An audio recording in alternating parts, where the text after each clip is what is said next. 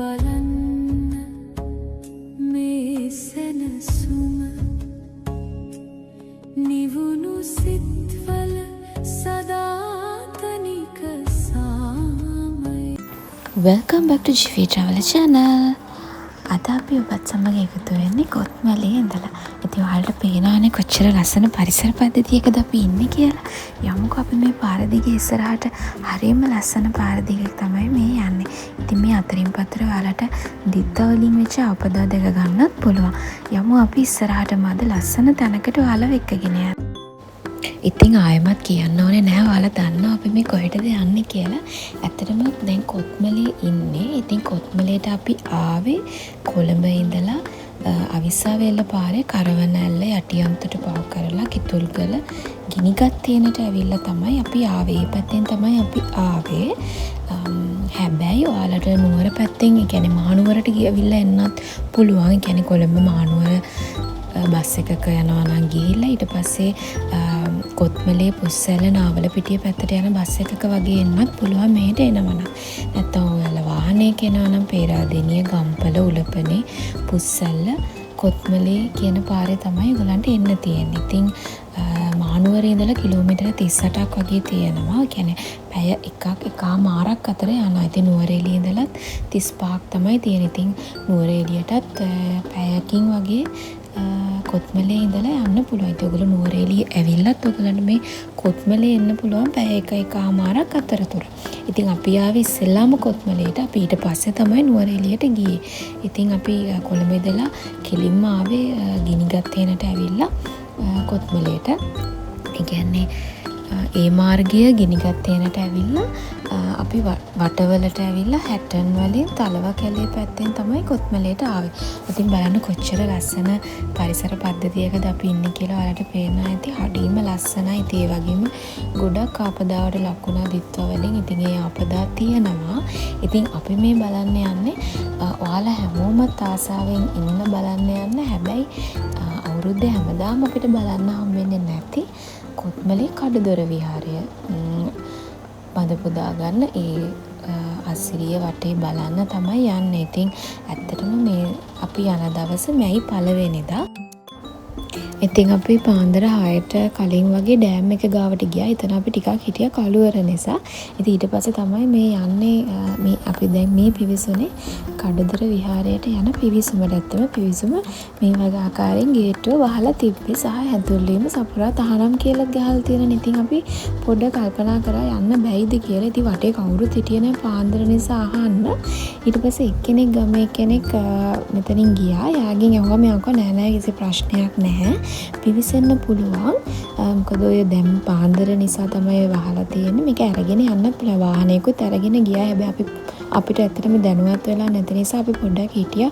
මොකක්ද කොහොමද යන්නේ කියන එක හරියට විස්තරය දැනගන්න. ඊට පස්සේ එයා කිව්වේ 9 විතර වෙද්දි කොහොමද උතන වෙළඳාම් කරන අය අයිස්ක්‍රීම් විකුණන අය ඒ වගේත් එනවලු. ඉතින් ගොඩක් සංචාරකයෝ එන්නේ උදේ 8-9 වුණාට පස්සේ. ඉතින් පාන්දර නිසා ඉතින් අපිට මේ පොඩ්ඩක් මෙතන කල්පනා කරා මොකද කරන්න කියලා. ඊට පස්සේ ඉතින් අපි ගේට්ටුව ඇර හිටියේ නෑ. රායිනී ඉඳ තිබ්බ නිසා එතනින්ම ආවා. ඉතින් ඒක තමයි ඔයගොල්ලෝ දැක්කේ පිවිසන ආකාරය. ඉතින් ඔයාලට මම අර කිව්ව මාර්ගයේ ඇවිල්ලා කොත්මලේ ඩෑම් එක ගාවට ඇවිල්ලා පොඩි දුරයි තියෙන්නේ මෙතනට පිවිසෙන්න. ඉතින් මෙතන හොයාගන්න ලේසි. හැබැයි අපිට පොඩ්ඩක් අමාරු වුණා පාන්දර ආපු නිසා සහ තොරතුරු ගන්න කෙනෙක් හිටියේ නැහැ. ඉතින් අපි මේ ඇවිදගෙන යන ගමන් තමයි තියෙන්නේ. හරිම ලස්සන පරිසරයක්. විශාල ඉඩක තියෙන්නේ. සහ මෙතන තියෙනවා මේ හමුදායගේ පුහුණු කඳවුරක්, යුද හමුදා.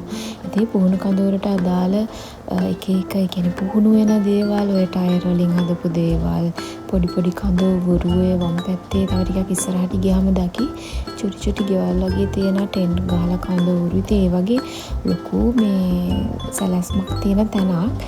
හරිම පිළිවෙල තැනක්.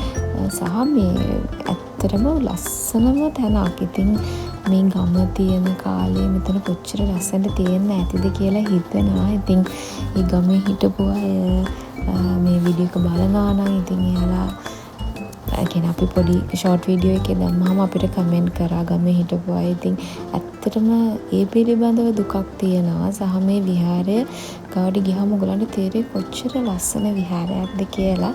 ඉතින් ඇත්තටම මේ ගැන කිව්වොත් මේ දැන් මේ ඇවිල්ලා මැයි පළවෙනිදානේ මැයි මාසේ. සාමාන්‍යයෙන් මේකේ වතුර හිඳෙන්නේ මාර්තු අප්‍රේල් අතර හිඳනවා කියලා සඳහන් වෙලා තියෙන. ඒ වගේම ජූලි අගෝස්තු අතරේදී වැස්සේ නැත්තම් වතුර අඩු වෙනවා. ඉතින් ඇත්තට මේ තොරතුරු ලබා ගන්න නම් හරිම අමාරුයි. ඉතින් මේ තොරතුරු ගන්න මේ අපි ගොඩාක් try කළා.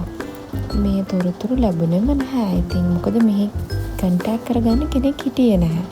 මොකද දැන් වතුර අඩු වෙලාද වතුර තියනවාද වැහිලාද විහාරය කියලා හරියටම නිශ්චිතව දැනගන්න අපිට ඇත්තටම කන්ටැක්ට් එකක් හිටියේ නැහැ.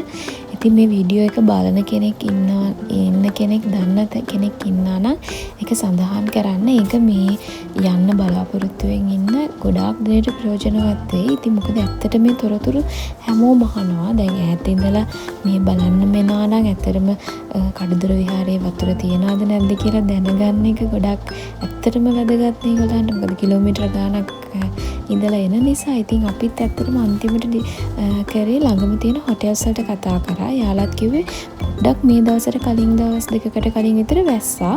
ඉතින් ඒ නිසා පොඩ්ඩක් පිරීලත් ඇති නැති වෙන්නත් පුළුවන් කියලා යාළුවා කිව්වා. අපි කමක් නැහැ කියන දෙකෙන් එකක් ඕනම දෙයකට මේ රෙඩි වෙලා තමයි ඇත්තටම අපි ආවේ. ඉතින් ඒ වගේ නැතුව ඈත ඉඳලා මෙන අය ඉන්නානේ. ඉතින් ඒ කාටත් ගොඩාක් ප්‍රයෝජනවත් වෙයි. මේ පුළුවන් නම් සඳහන් කරන්න. ඔන්න අපි දැන් ඇවිල්ලා ඉන්නේ ඒ කඩදොර විහාරයේ නටමුන් තියෙන තැනට. ඉතින් මෙතන ඔයගලන්ට කියන්නේ මට වචනෙන් කියා ගන්න බෑ. ඉතින් ඔයාලට ඒක ඇත්තට මේක කියන්න ඕනේ නෑ. ඔයගලන්ට ඒක විඳින්න පුළුවන්. ඒක දැක්කහම මේක පුදුම හරීම මේ සිත සැනසෙන හරීම ලස්සන තැනක්. ඉතින් අපි මේ වතුර නැති නිසා ඇත්තටම වතුර ගොඩාක් අඩු නිසා මෙහෙම අපිට මේක දැක බලා ගන්න පුළුවන් වෙන්නේ. ඉතින් මේ වගේ ඇත්තටම මේ ගමේ කොච්චර දේවල් යට වෙන්නේ නැද්ද මේ මහවැලි සංවර්ධන ව්‍යාපෘතියේ මේ ජලාශය හදමත් එක්ක. ඉතින් ඒකේ සඳහන් වෙනවා ගම් විශාල ප්‍රමාණයක් යට වුණා කියලා. ඒ වගේම ආගමික ස්ථාන 54ක් යට වුණාලු. ඉතින් ප්‍රධාන ආගමික ස්ථානයක් තමයි මේ කඩුදොර විහාරය. ඉතින් මේක ඇත්තටම කොච්චර ලස්සන තියෙන්නේ නැද්ද? දැන් මේ විදිහට දැන් තියෙනවා නම් ඇත්තටම පන්සලේ වෙලාවේ කොච්චර ලස්සනට තියෙන්නේ නැද්ද? ඉතින් තව දෙයක් ඔයාලා දැක්කද දන්නේ මේ වම් පැත්තේ මේ මල් පූජා කරපු ඒ මල් වල නටු දාලා තියෙනවා. ඉතින් ඇත්තටම අපි මේ පේන දවස් ටිකටවත් ඇත්තටම මේ පරිසරය ගිහිල්ලා නාස්ති කරන්නේ නැතුව මේ පරිසරය දූෂණය කරන්නේ නැතුව මේ දේවල් බලලා එනවා නම් ගොඩාක් වටිනවා. ඉතින් නටු ගෙදර අරගෙන ගියාන ආවනම් තමයි ඇත්තෙන්ම වටින්නේ. ඉතින් ඒ දේත් මතක් කරන ගමන් අපි ඉතින් කඩුදොර විහාරයත් බලාගෙන දැන් මේ ආපසු යන්න තමයි හදන්නේ. ඉතින් අපි දැන් මෙතන ඉඳලා යන්නේ අද නුවරඑළියට. ඉතින් මම පිදුරුතලාගල වීඩියෝ එක ගෙනාවා. ඒ පිදුරුතලාගල තමයි මෙතන ඉඳලා යන්නේ. කියන්නේ පැයක් වගේ කිලෝමීටර 35ක් තමයි තියෙන්නේ කොත්මලේ ඉඳලා. කොත්මලේ ඩෑම් එක අද වහලා මේ කම්කරු දිනය නිසා. ඉතින් ඔයාලා ඒ දැක්කේ අපි ආවේ ඔයාලට පෙන්නන්න. ඇත්තටම ගොඩක් අය ගොඩාක් ආසාවෙන් ඉන්න කොත්මලේ කඩුදොර විහාරය. ඉතින් 1979 තමයි මහවැලි සංවර්ධන ව්‍යාපෘතිය යටතේ කොත්මලේ වේල ඉදි කරන්න පටන් අරන් තියෙන්නේ. ඊට පස්සේ 84 85 කාලේ තමයි ජලාශය පිරීමත් සමගම මේ විහාර මේ ගම්මාන ඔක්කොම යට වෙලා තියෙන්නේ. ඉතින් මේ යට වෙච්ච විහාර මේ දේවල් නිසා ඊට පස්සේ උඩින් හදලා තියෙන මහවැලි මහා සෑය කියලා සෑයක්. ඉතින් ඒකත් බලන්න ගොඩාක් අය මෙහි ආවහම යනවා. ඉතින් මේ තියෙන්නේ කොත්මලේ පාස් කරගෙන යද්දි මේ තියෙන පොඩි අතුරු මාර්ගය තමයි යන්න තියෙන්නේ. එහෙනම් අපි හිතනවා ඔයගලන්ට අපි ඊටාම වටිනා වැදගත් වීඩියෝ එකක් අරගෙන ආවේ කියලා. අපිත් එක්ක රැඳී සිටියට ගොඩාක් ස්තුතියි. අපි ගිහින් යන සුබ දවසක්.